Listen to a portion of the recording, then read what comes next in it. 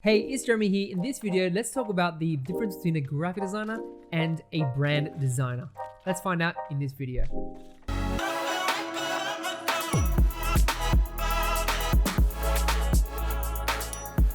So there's a lot of terms in branding in the industry that people get mixed up with.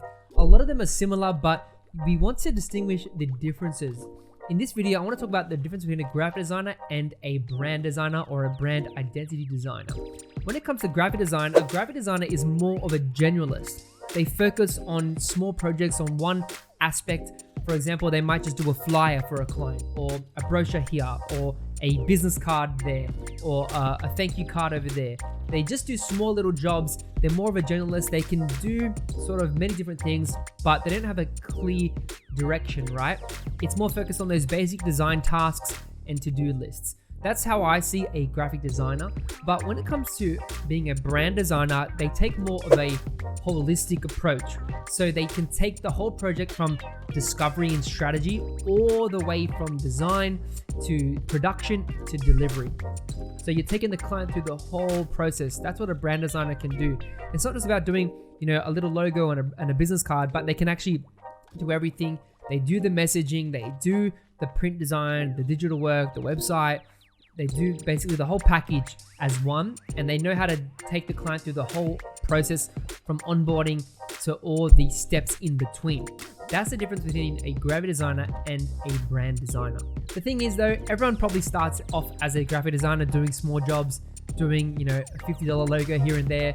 I remember my first job was like $30 or $20. In Australia, I did a logo for a friend, right? But then slowly over time, I developed my skill set, and now I take a holistic approach where I can deliver a whole brand to a client. I can work from the discovery phase to stylescapes, to the logo, to the brand identity phase, to doing print stuff, and then delivering that all for the client. And the thing is, when you transition, it's a lot more work. You can get bigger budgets, bigger clients, but you have to have a larger skill set. You have to understand business. Your mindset has to be a little bit different.